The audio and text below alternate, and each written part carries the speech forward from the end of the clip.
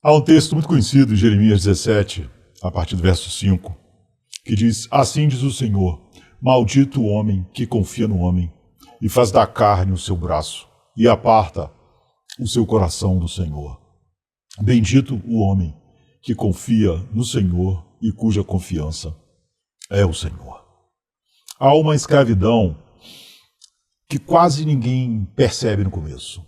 Ela não chega com correntes visíveis, não se apresenta com violência declarada, não bate a porta dizendo: eu vim governar sua alma. Ela vem de modo mais sutil. Ela entra quando o coração humano começa a se curvar diante de olhos humanos. Ela se instala quando a opinião das pessoas ganha um peso que só a presença de Deus deveria ter. Ela cresce quando o homem passa a viver regulado não pela verdade eterna, mas pela reação alheia. E quando isso amadurece, a criatura ocupa silenciosamente na alma o lugar que pertence ao Criador. Esse é um dos dramas mais universais da vida humana.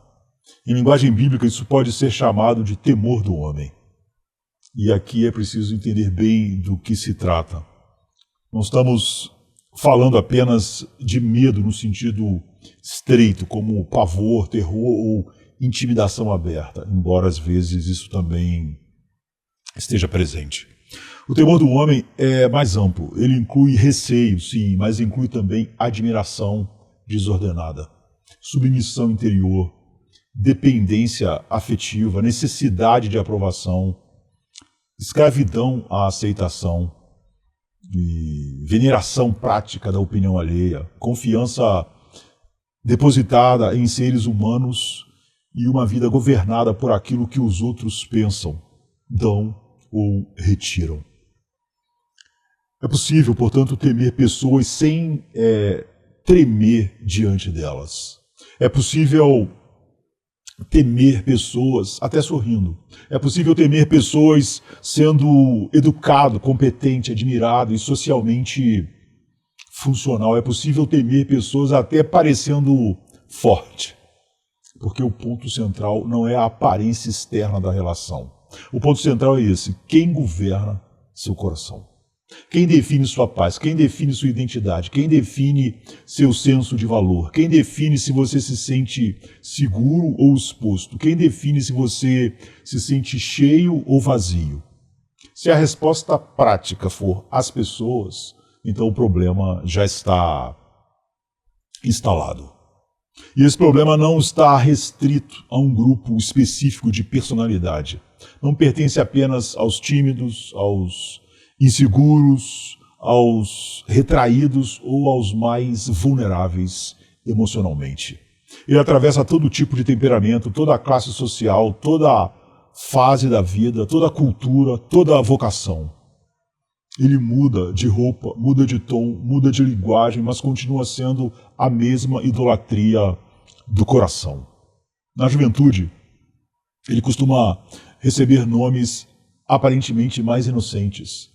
Chama-se pressão dos pares, chama-se de pertencimento, chama-se de medo de exclusão. O jovem aceita, imita, silencia, se molda, recua ou cede porque não consegue suportar o custo de ser mal visto. Mas engana-se quem imagina que isso desaparece com a idade. Na fase adulta, essa mesma escravidão ganha aparência mais sofisticada. Ela se chama agradar pessoas, chama-se diplomacia excessiva, chama-se incapacidade de dizer não, chama-se necessidade de aceitação no casamento, no trabalho, na família, na igreja, no círculo de amigos. Às vezes, até recebe rótulos clínicos, modernos e respeitáveis. Mas em muitos casos, o coração do problema continua o mesmo. A criatura tornou-se grande demais e Deus tornou-se pequeno demais na experiência prática da alma. Pense em quantas formas isso assume. Há pessoas sobrecarregadas não porque foram chamadas por Deus para muitos deveres, mas porque não conseguem suportar a desaprovação de ninguém. Dizem sim quando a sabedoria pede não. Assumem pesos que não receberam do Senhor. Vivem exaustas, vivem irritadas, vivem fragmentadas. E tudo isso não necessariamente por amor verdadeiro, mas porque são governadas pela necessidade de corresponder às expectativas alheias. Há pessoas que entram no casamento querendo respeito, escuta, atenção, honra e cuidado. E, em certo sentido, esses elementos pertencem mesmo à beleza da aliança. Mas o coração humano corrompe até dons legítimos. E então o cônjuge deixa de ser recebido como próximo a ser amado e passa a ser tratado como fonte indispensável de identidade, estabilidade e satisfação. Quando isso acontece, o outro deixa de ser amado debaixo de Deus e começa a ser exigido no lugar de Deus. Então o casamento se enche de controle, medo, cobrança, ressentimento, manipulação e frustração. Não porque a relação em si seja o problema final, mas porque um ser humano foi colocado sobre um trono que nunca poderia ocupar sem esmagar quem o adora. Há também aqueles cuja vida gira em torno da estima humana. Precisam ser vistos como competentes, dignos, interessantes, valiosos, admiráveis. Não suportam a possibilidade de serem comuns. Não suportam parecer insuficientes. Não suportam ser ignorados. Seu humor só obedece conforme a resposta dos outros. Seu senso de bem-estar depende do reflexo que recebem dos rostos à sua volta. A opinião alheia funciona como alimento. Sem ela, desabam. Com ela, incham. Em ambos os casos, continuam escravos. Outros vivem sob a sensação constante de que um dia serão desmascarados. Parecem bem-sucedidos, têm currículo, posição, reputação, competência e reconhecimento, mas por dentro carregam o pavor de serem expostos como inadequados, medíocres, falhos ou insuficientes. Isso também é temor do homem. É a alma dizendo: ainda que sem palavras, eu não consigo suportar o juízo humano.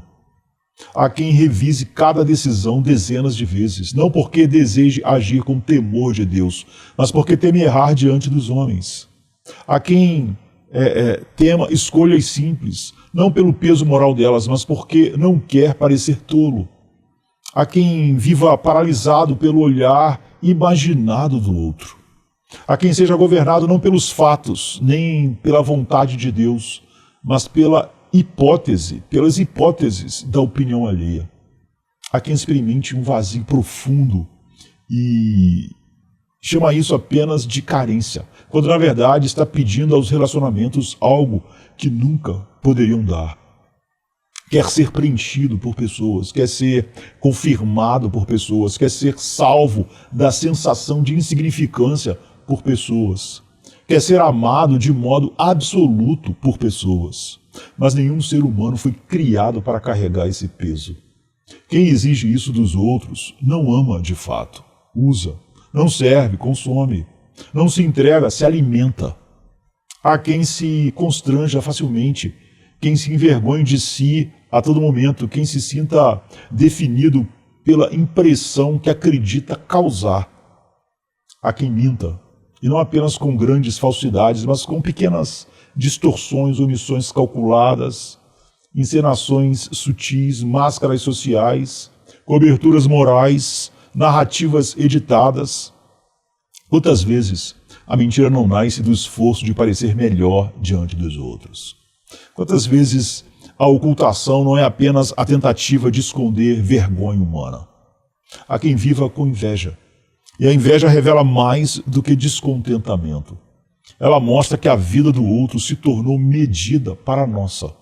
O sucesso do outro nos fere, a posse do outro nos agita, a visibilidade do outro nos diminui, o brilho do outro nos ameaça. Isso é servidão. O coração não está livre para adorar a Deus porque está ocupado demais monitorando o próximo. Há quem se irrite profundamente com as pessoas e até atribua aos outros o poder de arruinar sua existência. Há quem entre em espiral de tristeza, desânimo ou fúria por causa do lugar que outros ocupam em sua alma. Há quem diga que detesta a gente, mas continua totalmente governado por ela. Porque evitar pessoas também pode ser uma forma de ser controlado por elas. O ermitão pode ser tão dominado pelo temor do homem quanto o bajulador. Um foge, outro se curva, mas ambos continuam presos. Até mesmo a aparência, a imagem, o corpo e os projetos pessoais podem ser capturados por essa lógica. Quantas escolhas tidas como naturais, prudentes ou saudáveis são, no fundo, ofertas feitas ao altar da aprovação humana? Quantos esforços são movidos não por mordomia diante de Deus, mas pelo desejo secreto de receber louvor, inveja, validação ou superioridade diante dos homens? E talvez a forma mais perigosa dessa escravidão seja a forma bem-sucedida. É quando alguém se compara com os outros e conclui que venceu. Tem mais, parece melhor, consegue mais aplauso, recebe mais atenção, tem mais influência, tem mais destaque e então confunde superioridade comparativa com liberdade espiritual. Mas uma pessoa não está livre apenas porque está vencendo no jogo da aprovação. Ela pode continuar totalmente definida por ele. Pode continuar vivendo para o olhar humano, apenas numa versão mais vitoriosa e admirada da mesma idolatria. Por isso, seria um erro imaginar que o temor do homem pertence apenas aos frágeis, em sua forma mais visível. O agressivo também pode ser escravo. O intimidador também pode ser escravo.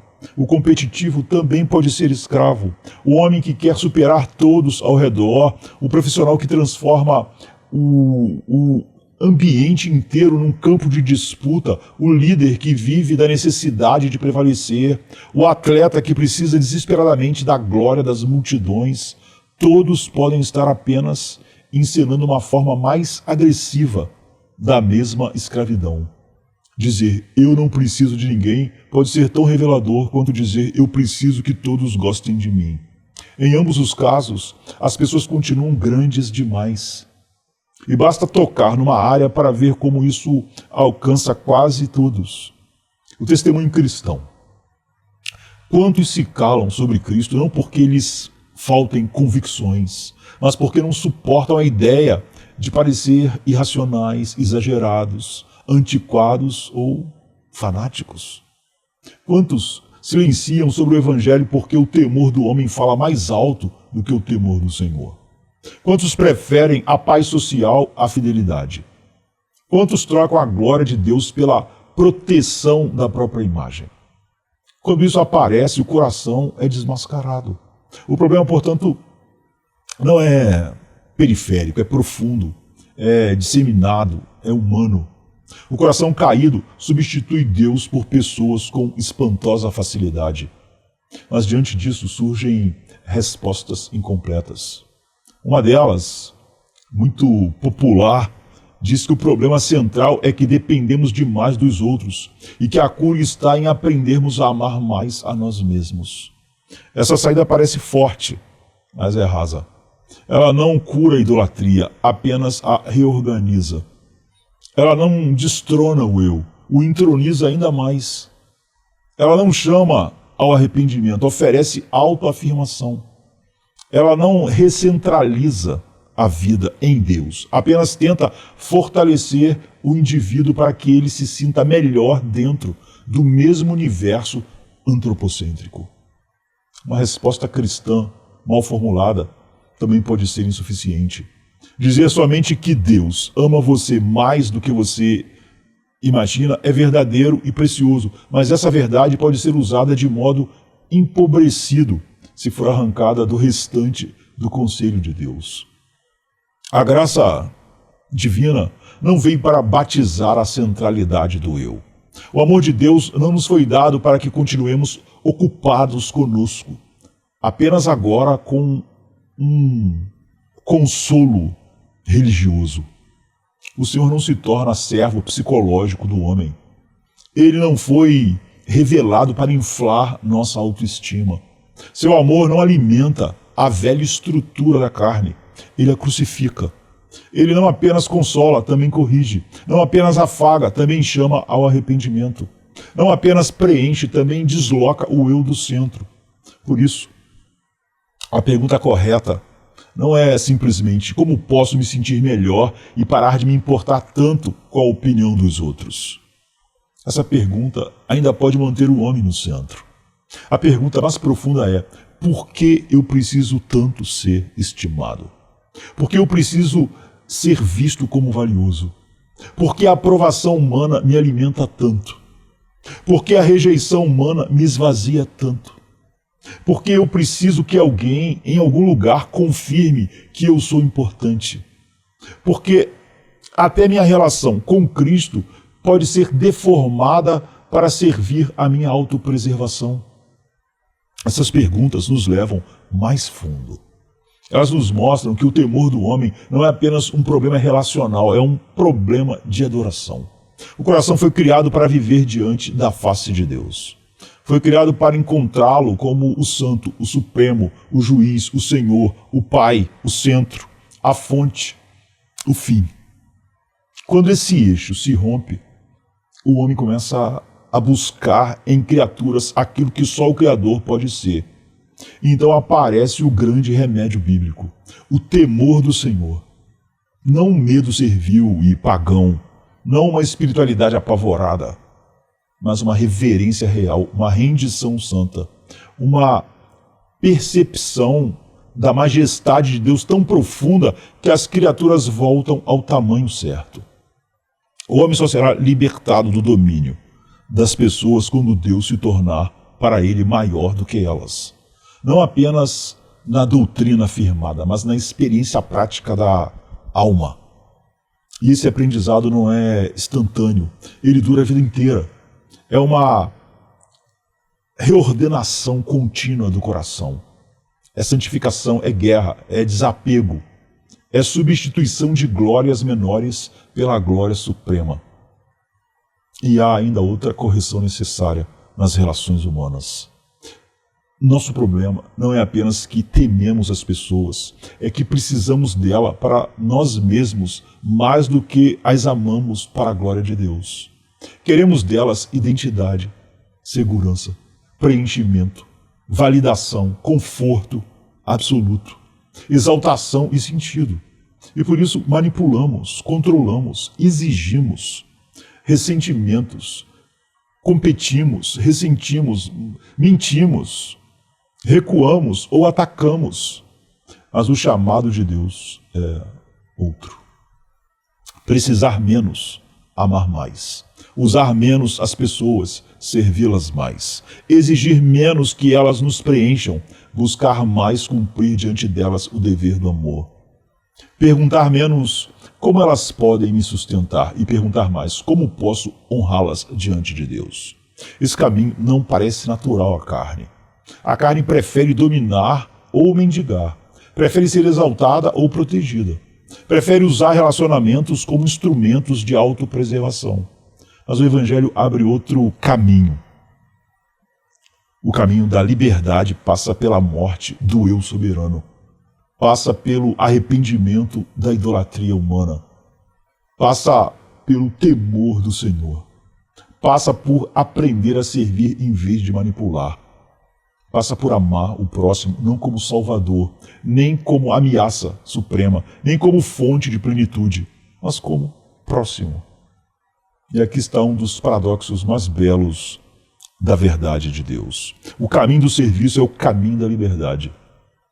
Quando o homem deixa de viver curvado diante das criaturas e volta a se prostrar diante do Deus vivo, algo começa a ser colocado em ordem.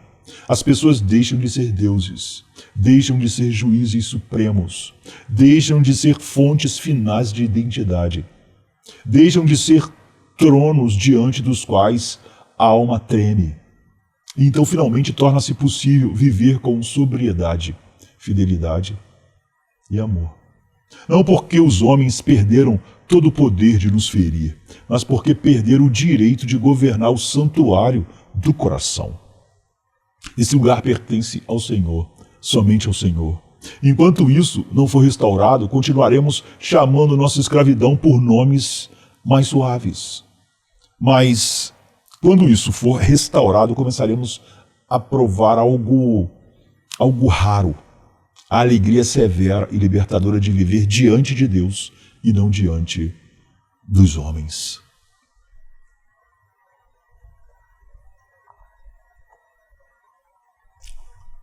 O temor do homem arma laços, mas o que confia no Senhor está seguro. Provérbios 29, 25.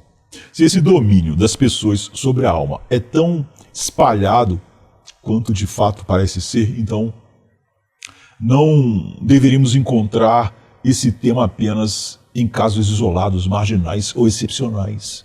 Deveríamos encontrá-lo atravessando toda a revelação bíblica, aparecendo repetidamente na história humana, surgindo em cenas fundadoras, em conflitos cotidianos, em quedas morais, em silêncios covardes, em ambições secretas, em vergonhas escondidas. E é exatamente isso que acontece. Uma das perguntas mais persistentes da Escritura é esta: diante de quem você viverá? Diante de quem seu coração se curvará?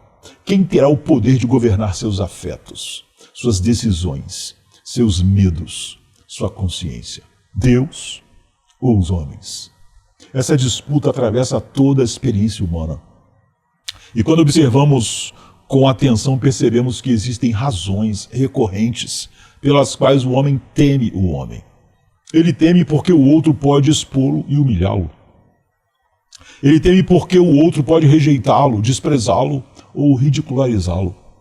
E ele teme porque o outro pode feri-lo, oprimi-lo ou ameaçá-lo. Em todas essas formas, o mecanismo é o mesmo. O homem cresce diante de nós. Sua presença se agiganta, sua opinião pesa demais. Seu poder nos parece excessivo. E à medida que isso acontece, vamos entregando a criaturas um direito que pertence somente a Deus.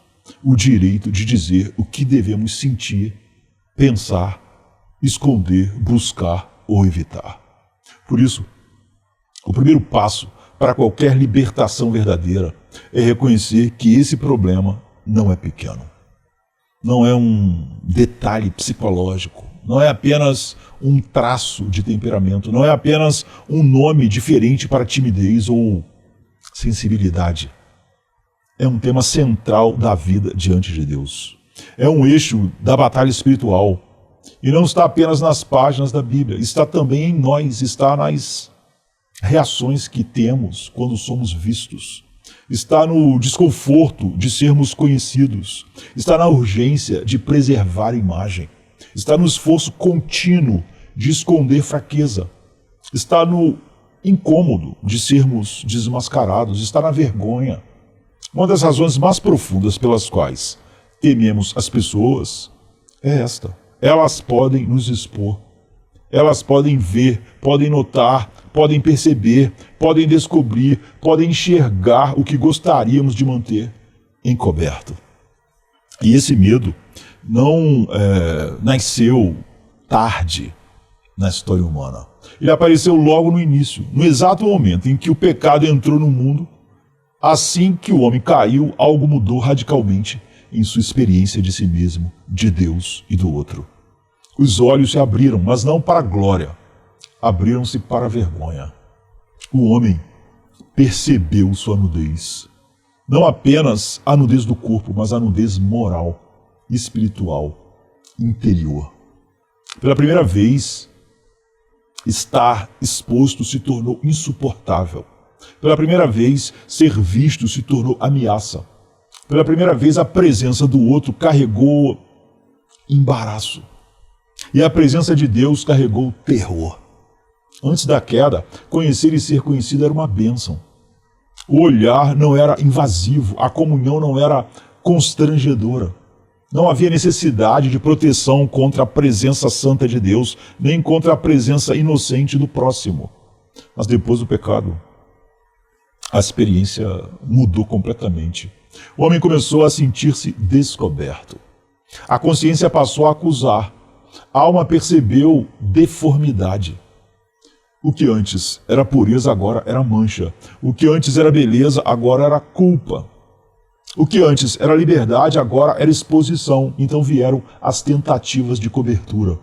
O homem se cobriu porque não suportava mais aparecer como estava. Escondeu-se porque não suportava mais ser visto como era. E essa dinâmica nunca mais nos deixou. Desde então, a história humana é, em grande parte, a história de pessoas tentando administrar a própria nudez moral.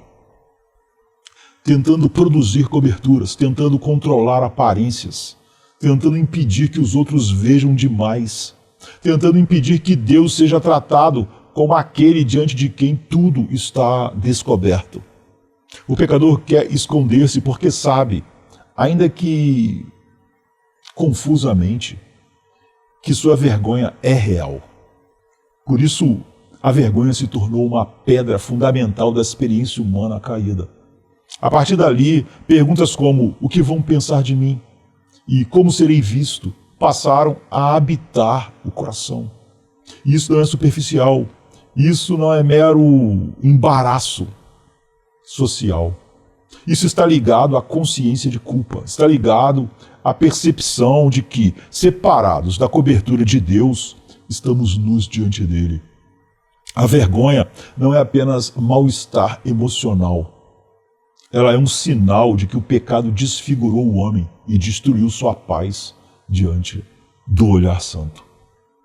É por isso que, ao longo da revelação bíblica, a nudez exposta aparece tantas vezes como sinal de maldição, humilhação e juízo. Não porque o corpo em si seja impuro, mas porque a exposição da nudez se tornou símbolo de uma realidade mais profunda. O homem sem cobertura, o homem descoberto em sua miséria, o homem posto a nu em sua identidade. A vergonha visível aponta para a vergonha invisível. A exposição exterior dramatiza uma exposição espiritual mais terrível. Sem a cobertura dada por Deus, o homem permanece descoberto diante daquele que sonda rins e coração. Mas a vergonha humana não aparece apenas em razão do pecado que praticamos. Com o avanço da história, outra forma de vergonha se soma à primeira, e muitas vezes a intensifica dolorosamente. Há a vergonha que nasce da própria culpa, e há também a vergonha sentida por quem foi ferido, violado, desonrado, aviltado pelo pecado de outro. Essa distinção é importante. Existe uma vergonha que impomos a nós mesmos porque pecamos. Existe outra vergonha que nos é imposta porque pecaram contra nós. Na primeira, a consciência acusa com razão: eu fiz o mal. Na segunda, a alma se sente marcada por um mal que sofreu. Embora as causas sejam diferentes, a experiência subjetiva pode ser assustadoramente parecida. A vítima pode sentir-se suja, pode sentir-se diminuída, pode sentir-se desfigurada, pode sentir-se exposta, pode sentir-se como se carregasse sobre si uma marca visível a todos, mesmo quando ninguém ao redor sabe de nada. Pode sentir-se permanentemente sob um olhar acusador. Pode temer pessoas porque imagina que, se realmente a vissem, a tratariam como impura, estragada, quebrada, indigna. Esse é um dos sofrimentos mais devastadores da experiência humana.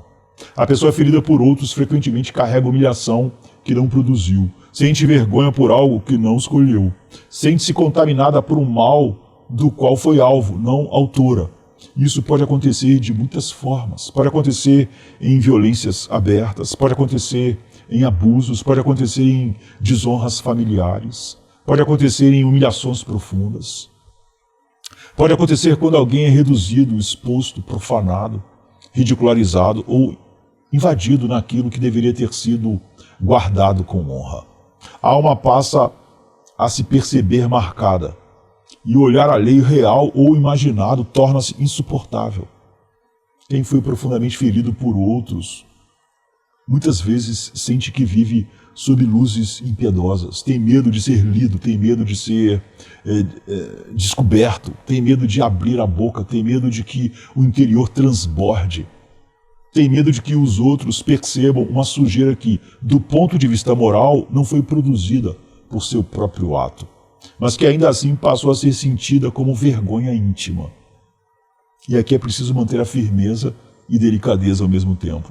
Delicadeza porque o sofrimento de quem foi alvo do pecado de outro não pode ser tratado com brutalidade teológica, como se toda vergonha fosse exatamente da mesma espécie.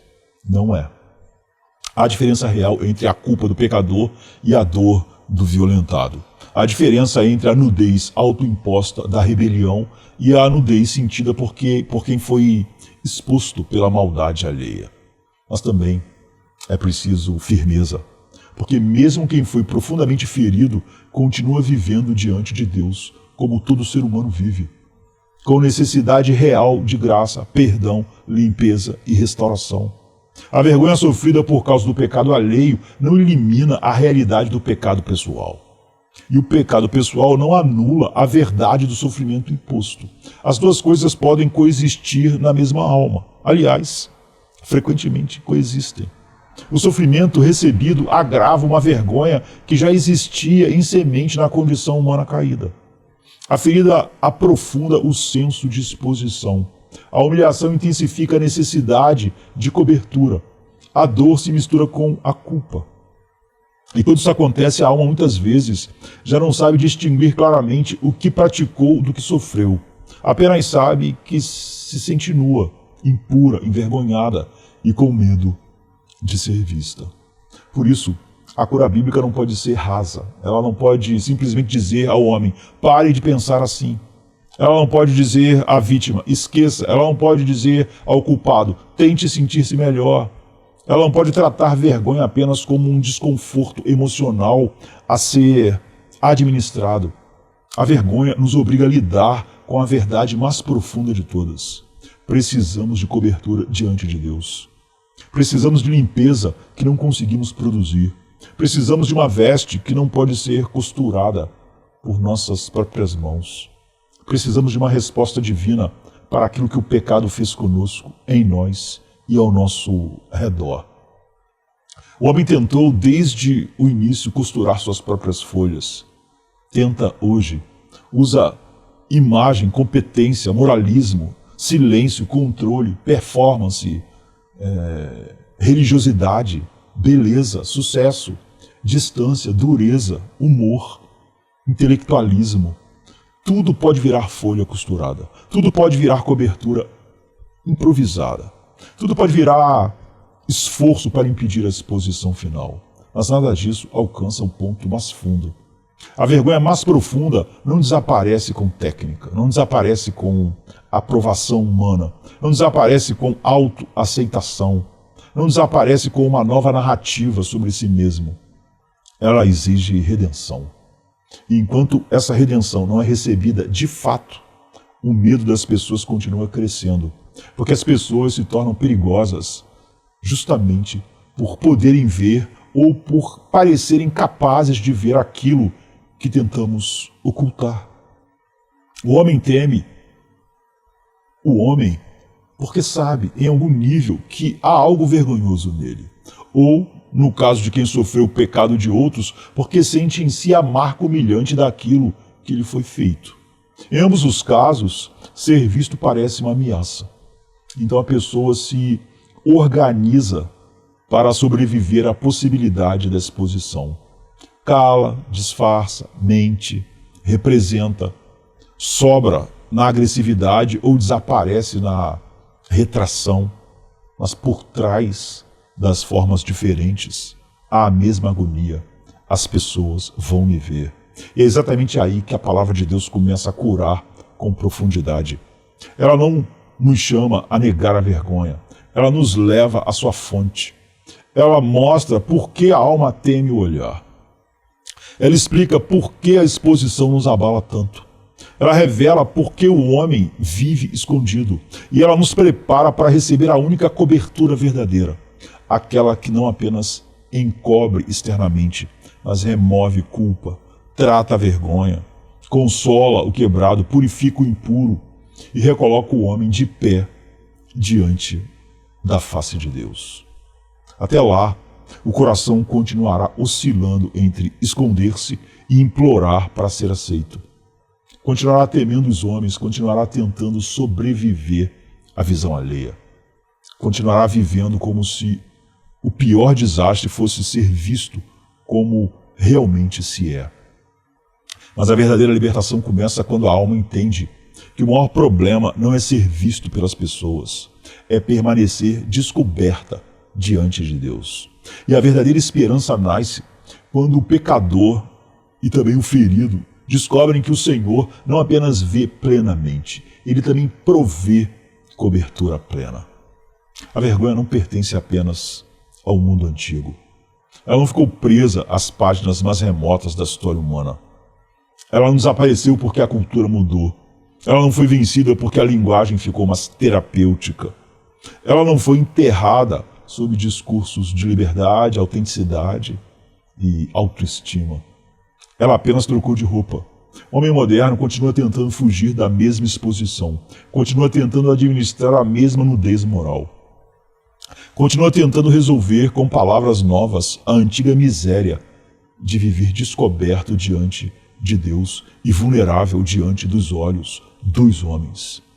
Por isso, se quisermos localizar a vergonha em nosso mundo, não precisamos ir muito longe, basta olhar ao redor, basta observar a conversa pública, basta observar os temas que retornam sem cessar, basta notar a obsessão contemporânea com identidade, validação, autoimagem, pertencimento, segurança emocional, visibilidade, aceitação e valor pessoal. Em todos esses campos, o velho problema continua respirando.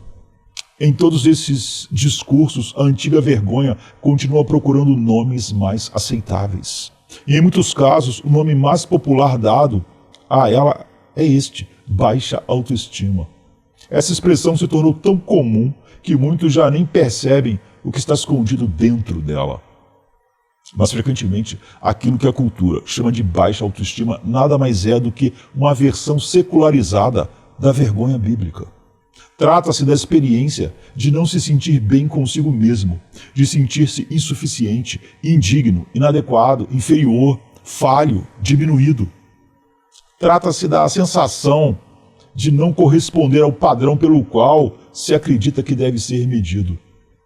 Trata-se do desconforto de existir sob avaliação. Trata-se da dor de se perceber pequeno, indesejado, reprovável ou sem valor. A diferença é que, na linguagem bíblica, essa experiência ainda mantém relação com Deus. Ela não é apenas horizontal, não é apenas psicológica, não é apenas um conflito entre a pessoa e o seu meio social. É também e sobretudo uma crise diante do olhar do santo. Já na linguagem moderna, essa dimensão foi amputada. O homem fala de valor, mas sem falar de pecado. Fala de vergonha, mas sem falar de culpa. Fala de dor interior, mas sem falar de rebelião contra Deus. Fala de inadequação, mas sem falar de nudez espiritual. O resultado é uma doutrina da miséria humana sem transcendência. Uma leitura do desconforto da alma sem seu centro teológico. Por isso a cultura moderna pode falar tanto de autoestima e tão pouco de redenção. Ela identifica um sintoma real, mas o interpreta de modo mutilado. Percebe que o homem não está bem, mas não sabe dizer porquê. Vê a insegurança, mas não enxerga a queda. Vê a necessidade de cobertura, mas não reconhece a nudez diante de Deus. E mesmo assim, nessa linguagem confusa e empobrecida, ainda há um testemunho involuntário da verdade. O enorme interesse contemporâneo por valor pessoal, autoimagem e autopercepção existe porque o homem realmente sente que algo está errado. Ele sente carência, sente deficiência, sente vazio, sente inadequação, sente-se pequeno demais diante de certos olhares e grande demais em sua própria pretensão para admitir isso honestamente. O coração moderno não criou essa angústia, apenas a renomeou. Isso explica porque o tema invade tudo.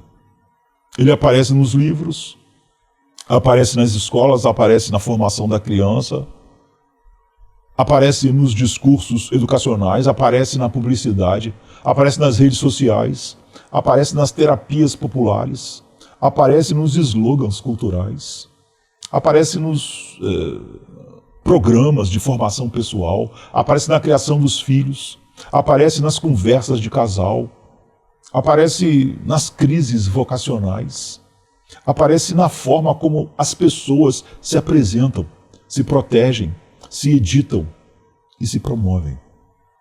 A cultura parece ter concluído que a raiz do sofrimento humano está em não se sentir suficientemente bem consigo mesmo. E então tenta curar o homem fortalecendo o próprio eu. A aprovação é distribuída em larga escala. A afirmação é oferecida quase como remédio universal. Crianças são ensinadas desde cedo a serem poupadas da sensação de fracasso. Adultos são treinados a se enxergarem positivamente. Palavras são cuidadosamente escolhidas para não ferir a autoimagem. Estruturas inteiras são montadas para proteger o indivíduo de qualquer abalo em seu senso subjetivo de valor. Mas esse projeto, embora motivado por certa compaixão confusa, erra no centro. Porque não é possível curar a vergonha entronizando o eu. Não é possível tratar a miséria humana transformando a autoestima em altar. Não é possível sarar a alma reforçando exatamente a autoconsciência doentia que a mantém aprisionada. Muitas vezes, quanto mais o homem tenta elevar a si mesmo por meio da autoafirmação, mais se torna consciente de si de maneira dolorosa. Quanto mais olha para o próprio valor como questão central, mais se torna curvado sobre si mesmo. Quanto mais tenta fabricar segurança interior por estímulos externos, mais dependente se torna da resposta do outro. E isso é trágico porque a própria lógica da autoestima, quando absolutizada, pode aprofundar o problema que pretende resolver. O homem passa a pensar ainda mais em si, medir-se ainda mais, observar-se ainda mais, interpretar-se ainda mais, vigiar-se ainda mais. E isso frequentemente não produz liberdade, mas individualismo, fragilidade e autoconsciência opressiva. Mesmo num plano meramente humano, sem ainda tocar o centro teológico da questão, já se percebe o limite dessa abordagem. Não se pode simplesmente declarar valor e esperar que isso produza solidez. Não se pode conceder autorrespeito por decreto, não se pode construir maturidade apenas com aprovação distribuída sem realidade, sem prova, sem responsabilidade, sem enfrentamento do fracasso, sem perseverança, sem crescimento verdadeiro. Há um tipo de respeito legítimo que amadurece quando a pessoa enfrenta tarefas difíceis, suporta limites, fracassa, aprende, recomeça, cresce em fidelidade e desenvolve capacidade real. Mas o projeto moderno frequentemente quer produzir interioridade robusta, sem verdade, sem confronto e sem transcendência. E aqui aparece uma ironia reveladora. Ao tentar resolver o problema dizendo que outras pessoas devem nos fazer sentir bem conosco, a cultura reforça precisamente a estrutura que alimenta a escravidão. Porque se meu senso de valor depende do que os outros me comunicam sobre mim, então continuo debaixo do domínio deles. Continuo precisando que me sustentem, continuo precisando que me confirmem, continuo precisando que me encham. Continuo, portanto, vivendo diante de homens. A lógica não foi quebrada, apenas foi batizada com palavras benevolentes. Ainda assim, mesmo em meio a tanta confusão, há uma verdade que não deve ser perdida. O interesse massivo por autoestima e valor pessoal revela que o problema humano é real. O homem não inventou a sensação de que algo nele não está em ordem. Não a criou do nada. Não a aprendeu apenas por comparação social. Há, de fato, um desconforto verdadeiro em ser humano depois da queda. Há um mal-estar real em existir diante do olhar santo sem cobertura. Há uma insuficiência objetiva, não apenas sentida. Há uma deficiência mais profunda do que o vocabulário popular consegue admitir. Não estamos bem. Não há razão para triunfalismo antropológico. Não há fundamento para a celebração narcísica. A ruína, a deslocamento, a culpa, a vergonha, a nudez e todos os apoios frágeis construídos para sustentar o homem sem Deus acabarão cedo ou tarde cedendo. Porque o problema é mais fundo do que slogans conseguem alcançar. Em algum momento, as muletas da autoafirmação estalam. Em algum momento, o elogio não basta. Em algum momento, o aplauso perde poder anestésico. Em algum momento, a alma percebe que sua carência não era apenas relacional, mas espiritual. Em algum momento, torna-se claro que a questão não era apenas não me sinto bem comigo mesmo, mas há algo profundamente errado em mim diante de Deus. Além dessa linguagem mais popular da autoestima, a vergonha continua aparecendo em muitas outras frestas da vida comum. Pense, por exemplo, na relação da cultura com a nudez. O Ocidente pode estar saturado de erotização, pornografia e exposição do corpo, mas isso não eliminou o desconforto profundo em torno da nudez. Pelo contrário, em muitos contextos, ele permanece como tabu poderoso. E isso não acontece apenas por convenção cultural. Há ali um símbolo persistente. A nudez continua carregando algo maior do que o corpo. Ela continua apontando, mesmo quando o mundo tenta banalizá-la, para a necessidade de cobertura mais profunda. O homem pode vulgarizar a exposição e ainda assim não conseguir extinguir totalmente o sinal. As próprias roupas, em sua normalidade quase invisível, testemunham silenciosamente que a condição humana caída ainda pede cobertura. Nos vestimos não apenas por clima ou estética, mas porque o corpo descoberto continua associado em algum nível à vulnerabilidade, ao constrangimento, à exposição. A cultura pode zombar da doutrina, mas seu cotidiano ainda a confirma. Pense também em algo aparentemente banal. Uma pessoa sozinha no carro, cantando com força, sem medo, entregue à música, completamente livre, enquanto imagina não estar sendo observada. Mas basta perceber que alguém a viu para que surja um embaraço. E isso é notável. A pessoa que a viu pode ser um desconhecido, pode nunca mais cruzar seu caminho, pode ter olhado por apenas um segundo, e ainda assim, aquele breve encontro basta para despertar vergonha. Por quê? Porque ser visto toca algo mais fundo do que a cena em si. O olhar alheio reacende a memória da exposição. O coração imediatamente experimenta a antiga inquietação. Fui visto.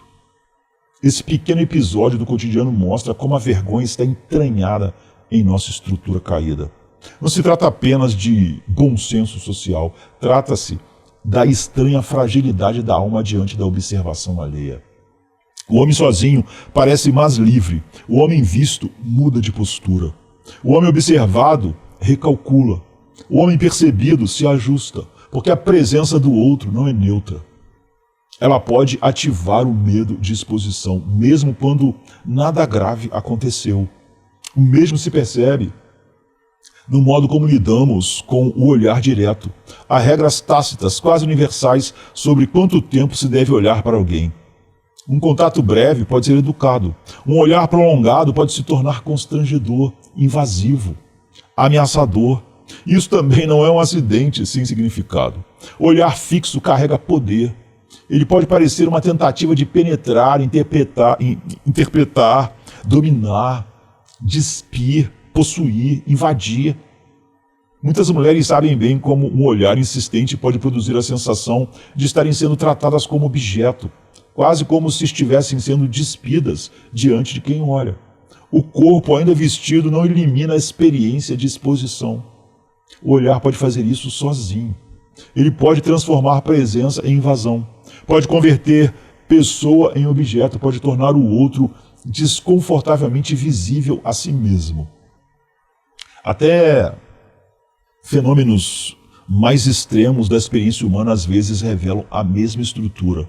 Não é casual que, em tantos relatos de perturbação psíquica, apareçam imagens de olhos fixos, olhos que seguem, olhos que observam, olhos penetrantes, olhos perigosos.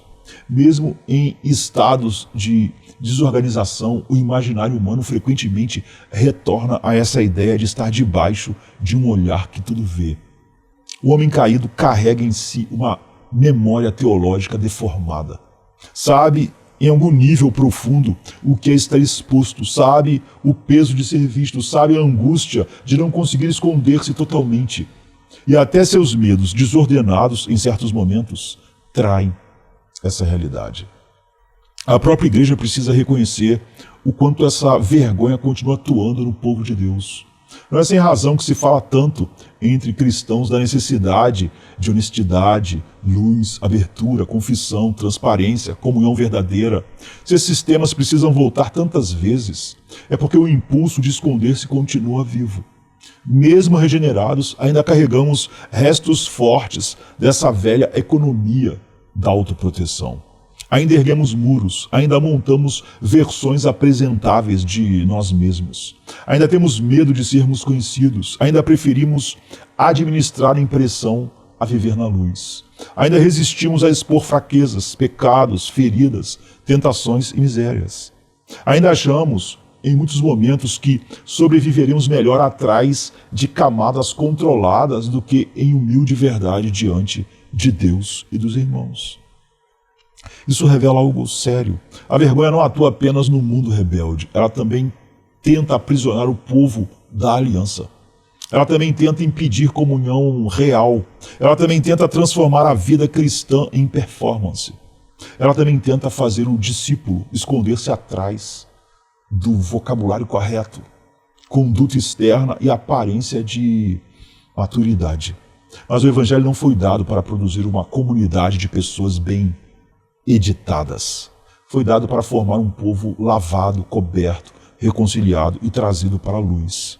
A igreja não existe para fortalecer nossas máscaras, existe para nos conduzir pela verdade e pela graça ao lugar em que já não precisamos viver da mesma forma escravizada ao olhar humano. E essa é uma das grandes evidências de que a vergonha continua operando. Preferimos proteger imagem a buscar santidade. Preferimos controle de percepção à honestidade diante de Deus. Preferimos evitar exposição a receber cura. Preferimos a segurança precária das paredes internas ao risco santo de andar na luz. Mas ninguém será verdadeiramente livre enquanto continuar tentando salvar-se da vergonha por técnicas de gerenciamento do eu. A liberdade não vem quando aprendemos a nos admirar mais. Também não vem quando conseguimos controlar perfeitamente como somos vistos. Ela começa quando a alma entende por que teme tanto a exposição. Começa quando reconhece que a vergonha não é apenas fragilidade emocional, mas sinal de uma ruptura profunda. Começa quando para de tratar o eu como centro a ser inflado. Começa quando retorna à realidade maior. O homem precisa de cobertura diante de Deus. Sem isso, a cultura continuará produzindo novos nomes, novos métodos, novos programas, novos discursos e novas pedagogias para lidar com o desconforto humano, sem nunca tocar a raiz. Continuará trocando vergonha por autoestima, nudez por insegurança, culpa por baixa autoimagem, cobertura por validação, redenção por afirmação. Mas a verdade permanece. O homem moderno continua escondido, continua com medo de ser visto, continua tentando administrar sua nudez, continua inventando meios de parecer inteiro, continua procurando nos olhos alheios aquilo que só a graça de Deus pode dar. Enquanto fizer isso, continuará chamando por tratamento aquilo que muitas vezes é apenas refinamento de sua mesma escravidão. Somente quando Deus volta a ocupar o centro e somente quando a cobertura que vem dele é recebida como realidade viva, a alma começa a respirar de outro modo. Porque então já não precisa desesperadamente que os homens decretem seu valor. Já não precisa que a cultura produza sua absolvição. Já não precisa que o elogio sustente a sua existência. Já não precisa que a autoimagem funcione como salvação. Ela pode finalmente confessar a verdade. Eu estava nu, eu sabia. Tentei me cobrir, não consegui. Tentei renomear minha vergonha, não adiantou. Tentei transformar carência em autoestima. Tentei transformar exposição em linguagem terapêutica. Tentei ser sustentado por rostos humanos, mas nada disso podia me cobrir. E quando essa verdade é admitida, o caminho para a verdadeira libertação começa a se tornar visível. Há algo profundamente revelador no fato de que o homem caído não apenas se esconde, ele também observa. Ele foge da luz, mas não perde o interesse pelo que acontece do lado de fora. Ele levanta muros, mas deixa frestas. Ele fecha portas, mas conserva janelas estreitas. Ele se protege do olhar alheio, mas continua espionando os outros. E esse movimento duplo expõe muito do que se passa na alma. O homem quer cobertura, quer distância, quer segurança, quer proteção contra a exposição, mas ao mesmo tempo não suporta viver sem comparar-se, sem investigar, sem medir, sem procurar fora de si elementos que aliviem, relativizem ou reorganizem a própria vergonha. Essa é uma imagem poderosa da condição humana. Pessoas atrás de muros. Essa metáfora é extremamente viva porque descreve bem a experiência de tanta gente. Há quem sinta que construiu ao redor de si paredes espessas demais para serem atravessadas. Ninguém entra, e a própria pessoa também já não consegue sair. O que começou como proteção torna-se prisão. O que parecia defesa transforma-se em isolamento. O que parecia preservar a alma, na verdade, asfixia. Mas ainda assim o homem insiste nesses arranjos porque teme ser visto. Prefere a solidão protegida ao risco de exposição. Prefere a distância controlada ao encontro verdadeiro. Prefere um confinamento administrável a uma vulnerabilidade real diante do próximo. E essas paredes podem ser construídas com os materiais mais variados. Alguns se escondem atrás do dinheiro, outros atrás da fama, outros atrás da competência, outros atrás das realizações esportivas, outros atrás de títulos, outros atrás de produtividade, outros atrás de agenda lotada que impede silêncio, reflexão e proximidade, outros atrás de humor, outros atrás de teologia correta, outros atrás de eficiência, outros atrás de uma reputação limpa, outros atrás de uma espiritualidade muito bem apresentada. O ponto não está no material visível da parede, o ponto está na função dela.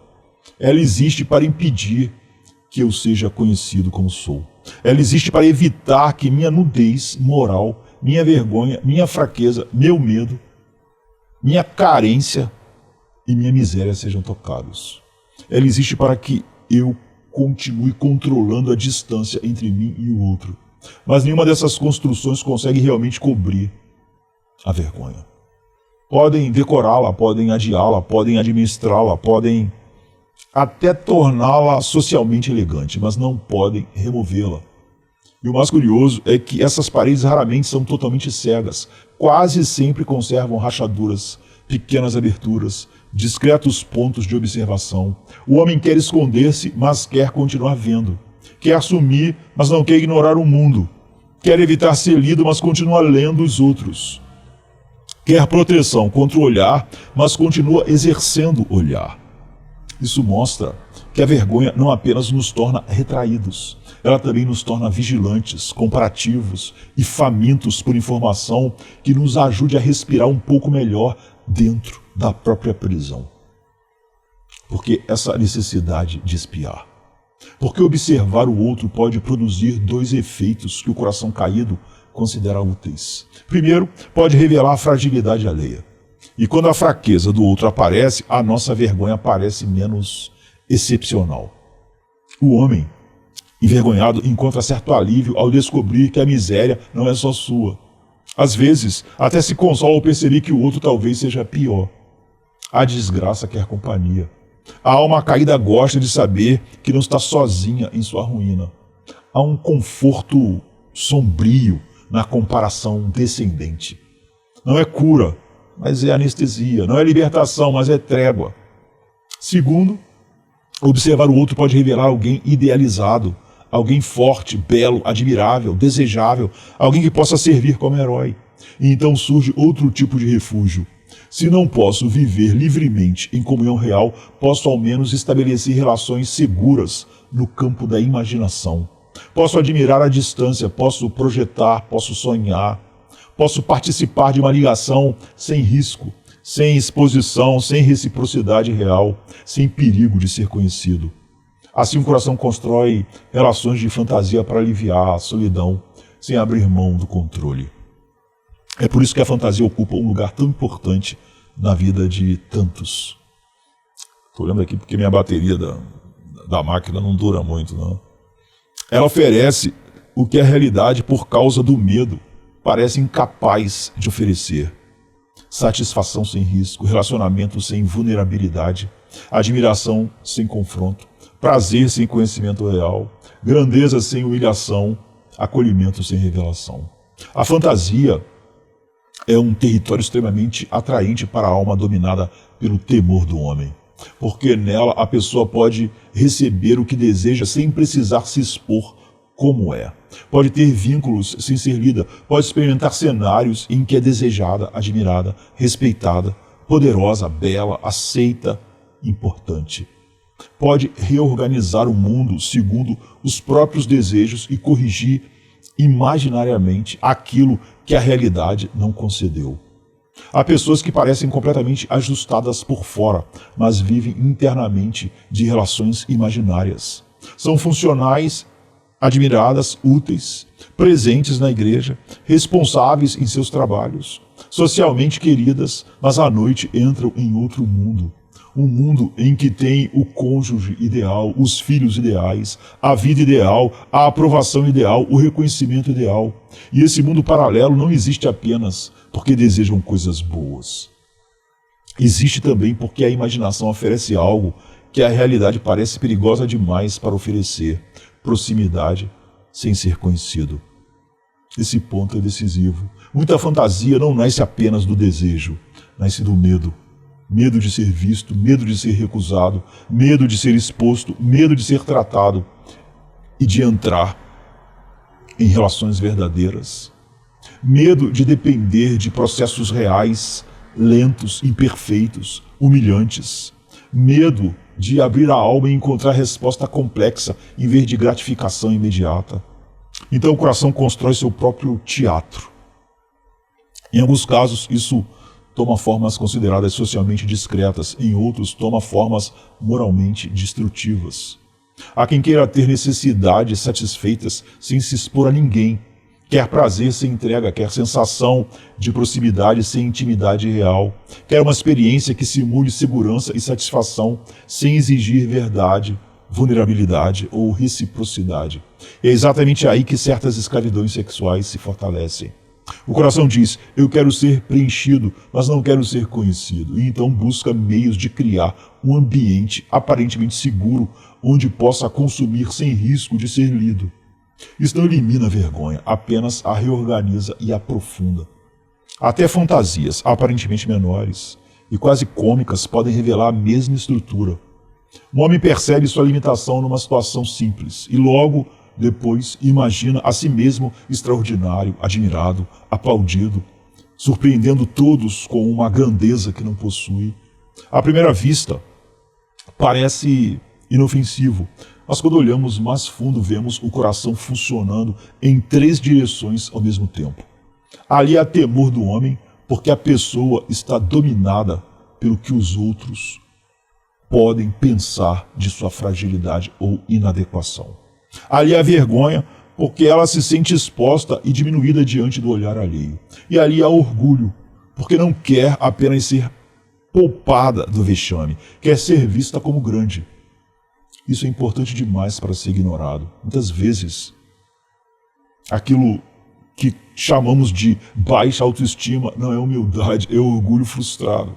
Não é pensamento pequeno demais sobre si, é pensamento grande demais que não conseguiu realizar o que desejava. O coração não sofre apenas porque se acha insuficiente. Sofre também porque aspirava a um lugar mais alto. Não sofre apenas porque se sente pequeno, sofre porque queria ser grande. Queria destaque, queria beleza, queria admiração, queria algum tipo de realeza, ainda que por instantes. Por isso a dor da baixa autoestima é real, mas seu fundo é mais sombrio do que parece. Ela não é apenas lamento de fraqueza. Frequentemente é a face silenciosa de um orgulho impedido. A alma sente-se mal porque acredita merecer algo melhor do que recebeu. Quer mais glória do que lhe foi dada. Quer uma versão mais admirável de si mesma. Quer escapar de sua condição comum. Quer ser mais do que é. Nesse sentido, a vergonha e o orgulho não são opostos absolutos. Muitas vezes caminham juntos. A vergonha dói porque o orgulho sonhou alto. A autoestima ferida sofre porque a ambição do eu foi contrariada. Assim, enquanto o homem se esconde e observa, seu coração permanece extremamente ocupado. Ele compara, julga, projeta, inveja, admira, deseja, ressente, idealiza, rebaixa, eleva, foge, vigia. E isso ajuda a explicar por que certos conteúdos exercem tanto fascínio sobre nós. Programas, revistas, narrativas de celebridades, escândalos, bastidores, dramas íntimos, alheios, exposições de fracasso ou glória. Tudo isso pode funcionar como oportunidade breve de espionagem moral a partir de trás do muro. Observamos a desgraça de outros e por alguns minutos nossa própria vergonha parece mais normal. Ou observamos figuras idealizadas e por alguns minutos vivemos por associação uma sensação emprestada de grandeza, de beleza ou significado. O homem moderno tornou-se profundamente voyeur da alma. Ele olha pelos buracos da fechadura da cultura, consome a exposição alheia, participa de intimidades que não são suas, espia misérias, glórias, fracassos, performances e humilhações. E faz isso quando também teme desesperadamente ser visto da mesma maneira.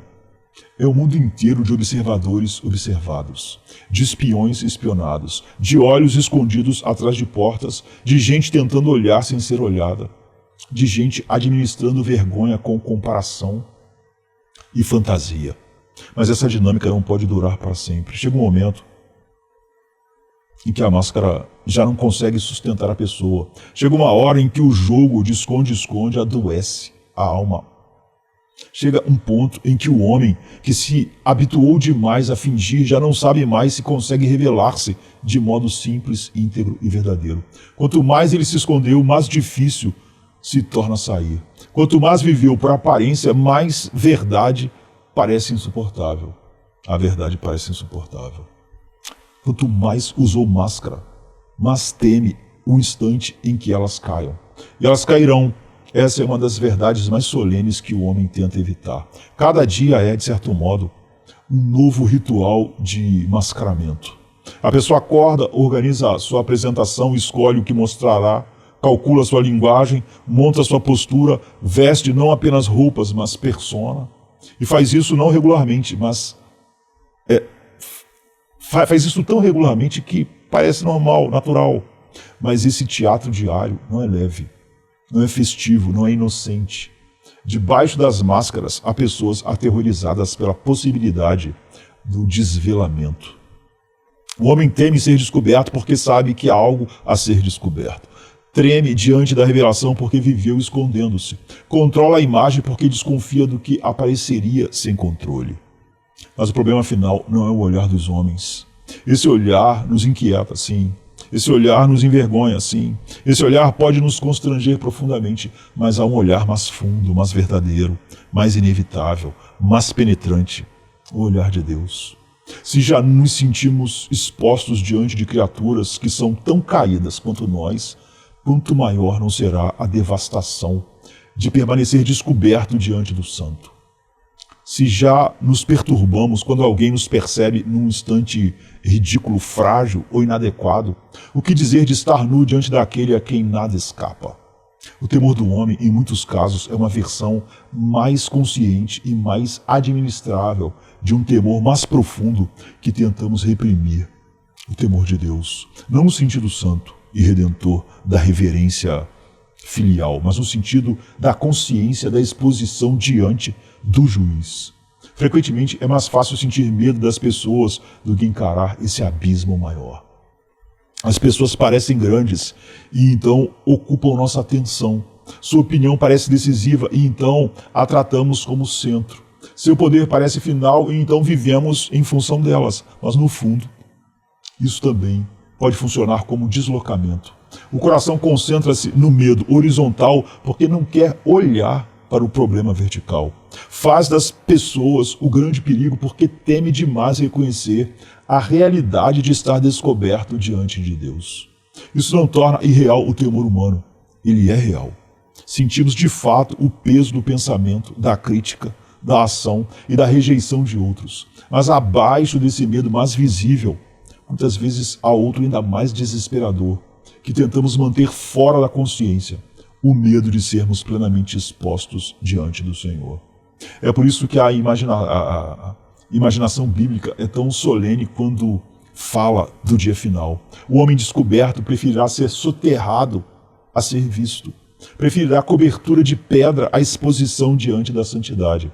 Preferirá que montanhas caiam sobre eles a encarar sem véu a face daquele que julga com verdade. Isso mostra quão radical é nossa necessidade de cobertura. Não estamos falando de mero embaraço social, estamos falando de alma em sua nudez final diante do Deus vivo. Aqui o problema atinge seu ponto mais sério. O homem constrói paredes, o homem usa máscaras, o homem fantasia, o homem espia, o homem compara, o homem se esconde dos homens, mas nada disso resolve o fato de que ele não consegue esconder-se de Deus. E enquanto não enfrentar isso, continuará tratando os sintomas e preservando a doença. Continuará dizendo que seu grande problema é que as pessoas o veem, quando na verdade o grande problema é que Deus o vê. Continuará tentando curar vergonha com a admiração humana. Continuará tentando aliviar culpa com comparação. Continuará tentando sustentar-se com fantasia de grandeza. Continuará tentando existir atrás de paredes que parecem sólidas, mas que não resistirão ao dia da revelação. A verdadeira libertação começa quando o homem para de usar o olhar humano como desculpa para evitar o olhar divino. Começa quando entende que o problema mais profundo não é a exposição social, mas a exposição espiritual. Começa quando reconhece que sua vergonha não será curada nem pelo isolamento, nem pela espionagem, nem pela fantasia, nem pela performance, nem pelo aplauso, nem pela máscara. Ela só será tratada quando houver cobertura verdadeira diante de Deus. Até lá, o coração seguirá exausto, escondido, curioso, vigilante, inseguro, orgulhoso, envergonhado, com medo de ser visto e, ao mesmo tempo, incapaz de parar de olhar. Mas quando a alma finalmente se volta para Deus, em verdade, algo decisivo começa a mudar. Ela já não precisa tanto da parede porque encontrou refúgio real. Já não precisa tanto da máscara porque encontrou cobertura real. Já não precisa tanto espiar porque já não depende tanto da comparação para suportar a própria condição. Já não precisa viver de fantasia porque começou a entrar na realidade da graça. E então, pouco a pouco, a prisão perde força. Porque a alma aprende que sua segurança final nunca esteve em esconder-se bem, mas em ser coberta pelo próprio Deus. A resposta de Deus para essa escravidão existe. E ela não é pequena, não é lateral, não é um remendo psicológico, não é uma técnica de enfrentamento para ajudar o homem a tolerar melhor o olhar alheio. A resposta de Deus é o próprio Evangelho, porque o Evangelho é, entre muitas outras glórias, a história do Deus Santo que cobre seus inimigos nus. É a história do Deus que não apenas enxerga plenamente a vergonha humana, mas decide agir para tratar essa vergonha em sua raiz. É a história daquele que vê pecadores descobertos, culpados, expostos, indignos e, em vez de simplesmente esmagá-los no ato, prover para eles cobertura, expiação, reconciliação e entrada em sua presença. Mais do que isso, ele não apenas cobre para tolerar a distância, ele cobre para trazer para perto, cobre para introduzir na festa, cobre para receber em aliança, cobre para unir a si aqueles que por justiça mereciam ser consumidos. Essa é a beleza escandalosa da graça. O homem nu espera condenação, Deus lhe oferece veste. O homem culpado espera juízo, Deus lhe oferece expiação. O homem imagina que será definitivamente rejeitado, Deus em Cristo o chama para a comunhão. É por isso que o olhar de Deus, que para o pecador descoberto é terror inevitável, torna-se bênção para aquele que foi coberto. O mesmo Deus que sonda e conhece todas as coisas já não é para o redimido apenas a ameaça da exposição final, mas também o refúgio da plena segurança. O salmista pôde dizer que Deus o sondava e conhecia, e isso não foi para ele apenas peso, tornou-se consolo. O olhar que seria maldição para quem permanecesse em sua própria nudez torna-se proteção para aquele cuja culpa foi tratada e cujo pecado foi coberto. Aqui está uma mudança decisiva. Não é que Deus passe a ver menos, é que o pecador passa a estar vestido de outro modo. Não é que a santidade divina se torne mais leve, é que a justiça requerida foi cumprida, suprida em Cristo. Não é que o homem finalmente tenha aprendido a esconder melhor sua vergonha, é que sua vergonha foi realmente tratada diante do Tribunal Supremo. Por isso o coração cristão pode começar a viver algo que a carne jamais imaginaria. Ser plenamente conhecido e ainda assim não ser destruído. Ser sondado e ainda assim acolhido. Ser visto até o fundo e ainda assim guardado. Essa é uma das maravilhas centrais da redenção. O medo de ser visto começa a perder sua tirania quando a alma entende com fé real que em Jesus, ela já foi vista por Deus em toda a sua verdade. E mesmo assim não foi abandonada à sua própria ruína. Mas isso não significa que todo o temor desapareça de modo simples, automático e superficial. Mesmo entre aqueles que foram cobertos pela justiça de Cristo, o tremor diante de Deus ainda pode aparecer. E em certo sentido isso é compreensível. Não mais como um pavor servil de condenação final para os que estão em Cristo, mas como reverência santa diante do Altíssimo. Há um temor que não é expulsão, mas assombro. Não é desespero, mas seriedade. Não é fuga de um carrasco, mas tremor diante da majestade. O homem perdoado continua sabendo que Deus é santo. Continua sabendo que ele mesmo, em si, é pecador. Continua sabendo que não há banalidade alguma em estar diante do Senhor dos céus e da terra. Esse temor pode aparecer de formas diferentes. Às vezes vem acompanhada da consciência de pecado não confessado. A alma sabe que está escondendo algo, resistindo a algo, protegendo algo, e então o olhar de Deus volta a pesar com especial força. Não porque a obra de Cristo tenha se tornado insuficiente, mas porque a comunhão está sendo afrontada pela desonestidade do coração. Em outros casos, esse temor cresce por falta de firmeza nas promessas. A verdade objetiva da graça está posta, mas a alma vacila em apropriar-se dela. Conhece a doutrina e ainda assim hesita em descansar.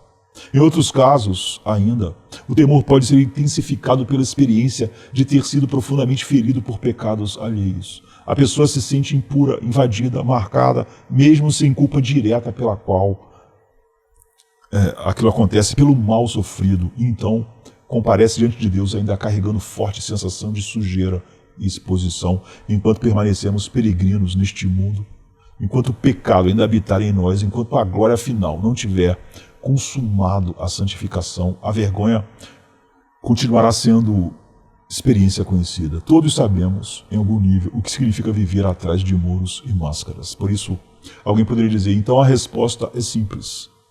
Basta lembrar que, na morte, ressurreição e exaltação de Cristo, pela fé, fomos cobertos com vestes de justiça. Basta lembrar que nossa vergonha foi removida. E isso é verdade, é gloriosamente verdade. Para alguns, essa lembrança, em sua força viva, já é precisamente a chave libertadora de que precisavam. Há almas que necessitam, acima de tudo, ser reconduzidas a essa realidade central. Cristo as cobriu, Cristo as purificou, Cristo carregou sua culpa, Cristo removeu a vergonha judicial, Cristo abriu caminho, Cristo lhes deu uma posição que já não depende do olhar humano. Mas, ao mesmo tempo, a experiência pastoral ensina que muitas vezes é preciso trazer à luz dimensões implícitas nessa mesma boa notícia. Não porque o Evangelho seja insuficiente, nunca, mas porque o Evangelho contém exigências, implicações, diagnósticos e caminhos que nem sempre estão sendo considerados com honestidade. Às vezes, a pessoa diz crer que Cristo morreu por ela, mas continua alimentando estruturas inteiras de autoproteção, autoidolatria, manipulação e medo que não estão sendo confrontadas. Então surgem perguntas necessárias. Do que exatamente eu preciso me arrepender? Qual é o pecado que estou protegendo debaixo da minha vergonha? Em nome de Jesus, eu realmente amo as pessoas ou apenas uso linguagem piedosa para continuar me defendendo delas? Minha postura diante do próximo é amor ou é autopreservação? Eu sirvo ou apenas administro relações para evitar dor? Eu vivo diante de Deus ou continuo organizando minha existência em torno de como sou visto? Como posso pensar menos em mim, menos em frequência, menos em centralidade, menos em compulsão e voltar meus olhos para Deus, para o próximo? Essas perguntas importam porque a vergonha não é apenas um estado passivo que sofre tratamento automático. Muitas vezes ela está misturada a orgulho, autocentramento, amor desordenado pelo eu, exigência de grandeza, sede de proteção e recusa de andar na luz. Há pecados que precisam ser nomeados, há desculpas piedosas que precisam ser derrubadas. Há uma falsa inocência que às vezes tenta transformar todo o sofrimento de vergonha em mera fragilidade, quando em muitos casos também existe idolatria, incredulidade, amor próprio, desgovernado e resistência ao chamado do arrependimento. Por isso, ao resumirmos esse ponto, precisamos dizer com clareza, a primeira grande perspectiva bíblica sobre o temor do homem é que ele nasce da nudez produzida pelo pecado. Porque o pecado ainda habita em nós, sentimos embaraço, vergonha, exposição, vulnerabilidade. Sentimos-nos descobertos e por causa disso tentamos defender-nos do olhar dos outros.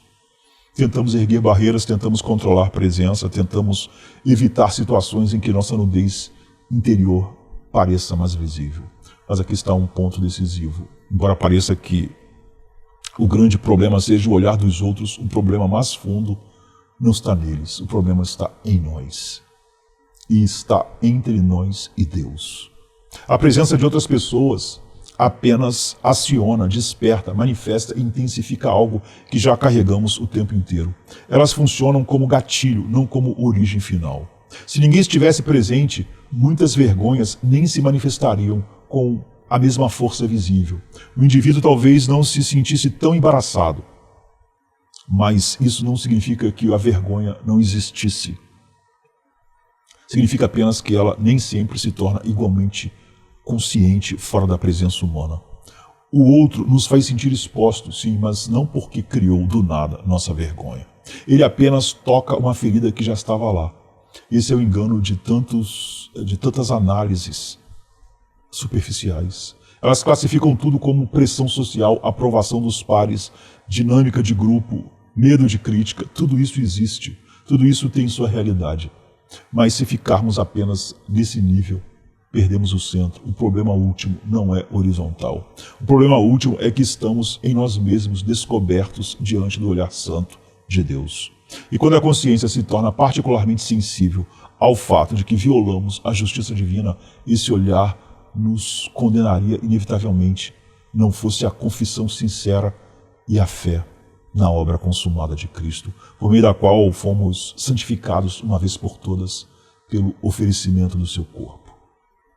O tempo está acabando, né? A bateria vai acabar. Ao mesmo tempo, não se deve esquecer da vergonha ligada ao pecado sofrido. A pessoa pode sentir-se impura, manchada, desfigurada, não porque praticou o mal em questão, mas porque o mal a alcançou violentamente. Nesses casos, não há culpa direta pela impureza sentida, da mesma forma em que há culpa no pecado pessoal. Isso precisa ser dito com verdade e cuidado. Contudo, mesmo aí, a alma continua precisando de cobertura que só Deus pode dar. A ferida não se cura com a negação. A sensação de impureza não se desfaz apenas com o raciocínio. A vergonha sofrida também precisa ser levada à presença daquele que lava, honra, veste e restaura. Portanto, o coração do problema permanece esse. A raiz do medo vergonhoso das pessoas está em nossa relação com Deus. É ali que a nudez se torna intolerável. É ali que a culpa ganha seu peso real. É ali que a vergonha se revela em sua profundidade. É ali que a necessidade de cobertura aparece em toda a sua urgência. É ali também que a resposta é dada. Não nas folhas costuradas pelo homem. Não nos muros, não nas máscaras, não na autoestima, não na fantasia, não na comparação, não na aprovação alheia, não na boa impressão, não em ser menos visto, mas em Cristo, na sua morte, na sua ressurreição, na sua exaltação, na justiça que Ele concede, na cobertura que Ele provê, na expiação que Ele realizou, na nova posição que Ele dá ao pecador e ao ferido que nele confiam. E é justamente a partir daí que a alma começa a ser libertada do domínio do olhar humano.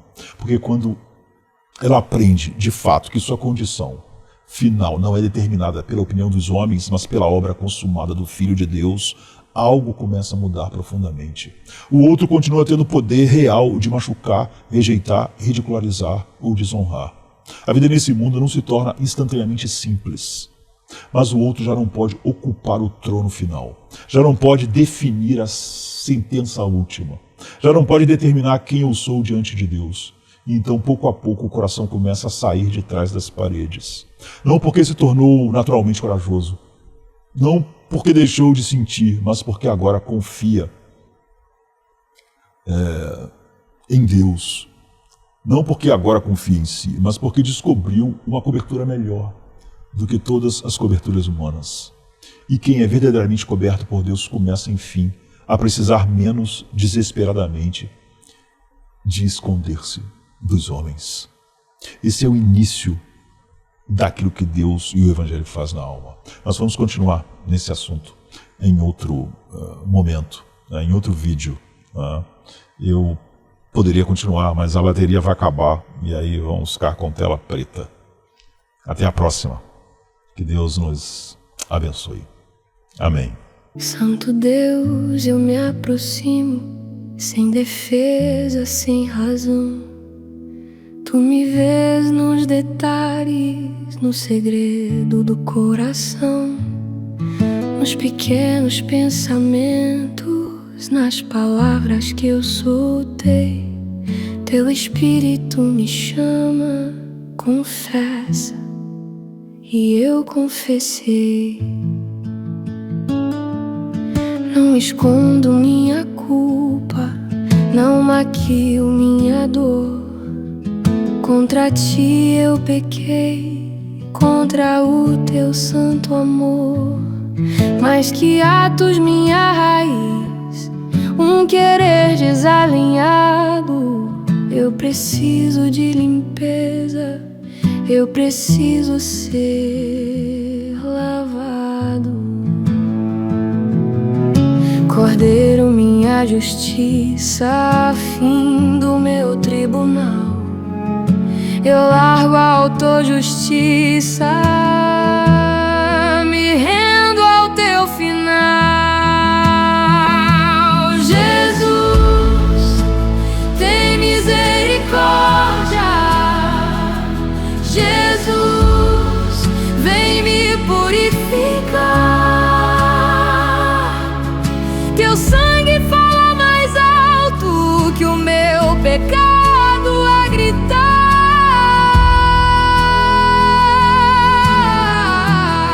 Minha única defesa é a cruz, é o teu favor. Eu adoro a tua graça. Eu descanso no teu amor. Tua misericórdia é melhor. Tua misericórdia é meu lar. Rei dos reis, eu me prostro. Tu és luz e eu sou pó. Quando eu tento ser meu dono, eu no terco em mim só. Autonomia é mentira, autossuficiência também. Tu és fonte, tu és vida, sem ti nada me sustém. Venho com currículo, venho com mãos sem ter. Não confio no meu choro, nem o meu vou vencer. Eu confio na firmeza do teu pacto, ó Senhor. Tua aliança é selada no Cordeiro Redentor. Restaura minha alegria, tua salvação em mim. Sustenta-me com espírito pronto até o fim. Jesus, tem misericórdia. Jesus, vem me purificar. Teu sangue foi mais alto que o meu pecado a gritar.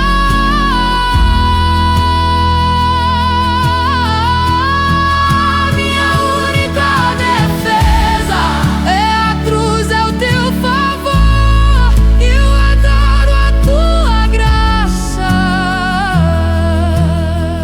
Eu descanso no teu amor.